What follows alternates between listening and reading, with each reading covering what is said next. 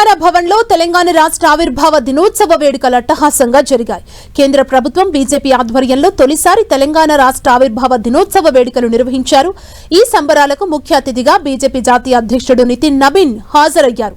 తెలంగాణ రాష్ట్ర సాధనలో బీజేపీ కీలక పాత్ర పోషించిందన్నారు కేంద్ర మంత్రి కిషన్ రెడ్డి.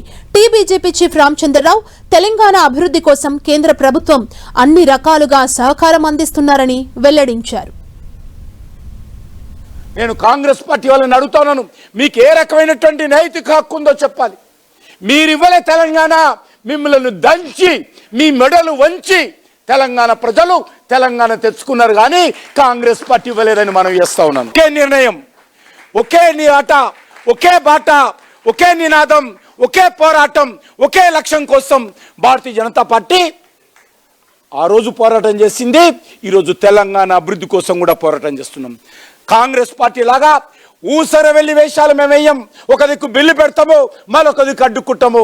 ఒక దిక్కు బిల్లు పెడతాము, మరొక దిక్కు మిర్చి పౌడర్ పార్లమెంటులో చల్తాము, గ్యాస్ వదులుతాము. అది భారతీయ జనతా పార్టీ నినాదం కాదు. మిగులు బడ్జెట్తో ఉన్నటువంటి రాష్ట్రం, ధనిక రాష్ట్రము, అత్యద్భుతమైనటువంటి రాష్ట్రము తెలంగాణ రాష్ట్రం. ఈరోజు బీఆర్ఎస్ పార్టీ, కాంగ్రెస్ పార్టీ, ఈ రెండు పార్టీలు కూడా తెలంగాణను మోసం చేశాయి, తెలంగాణను దగా చేశాయి, తెలంగాణను దోచుకుంటున్నారు. కాబట్టి తెలంగాణ ప్రజలారా ఆలోచన చేయండి. ఈరోజు మీ ఆకాంక్షలకు అనుగుణంగా తెలంగాణలో పరిపాలన జరగాలంటే, తెలంగాణ అభివృద్ధి జరగాలంటే, తెలంగాణ ఈరోజు ఏ తెలంగాణ అమరవీరులు 1200 మంది చివరి దశ ఉద్యమంలో, 360 మంది మొదటి ఉద్యమంలో ఎవరైతే బలిదానం అయ్యారో వాళ్ళ ఆకాంక్షలు నెరవేరాలంటే భారతీయ జనతా పార్టీ నేతృత్వంలోనే, నరేంద్ర మోడీ గారి నాయకత్వంలోనే తెలంగాణకు న్యాయం జరుగుతుంది, తెలంగాణ అభివృద్ధి జరుగుతుంది. మరి పార్లమెంట్లో తెలంగాణ ప్రజల ఒక గొంతుకై ఆనాడు సుష్మా స్వరాజ్ గారు వారి యొక్క వాణిని వినిపించారు. కాబట్టి ఈ నేపథ్యంలో మనందరం కూడా గుర్తుపెట్టుకోవాలి, మనకు రాష్ట్రం వచ్చింది, మన రాష్ట్రంతో పాటు మన ఆకాంక్షలు పెరిగినాయి, మన అభివృద్ధి కార్యక్రమాల్లో ముందుకు పోవాలనే ఆలోచన.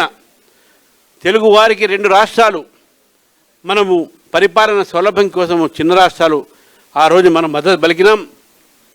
దాని ఒక అనుగుణంగా తెలంగాణను స్థాపించుకున్నాం. ఈరోజు తెలంగాణ ఇంకా ముందుకు పోవాల్సిన అవసరం ఉన్నది. ఈరోజు కేంద్ర ప్రభుత్వం నుంచి అనేకమైనటువంటి సహకారాన్ని తెలంగాణకు అందిస్తూ తెలంగాణ ప్రజలకు వారి అండదండలతో ఉండి మనం ముందుకు పోదాం, వికసిత్ తెలంగాణని మనం స్థాపించుకుందాం. అదేవిధంగా తెలంగాణ ప్రజల ఒక సుఖాన్ని మనం చూద్దామని చెప్పి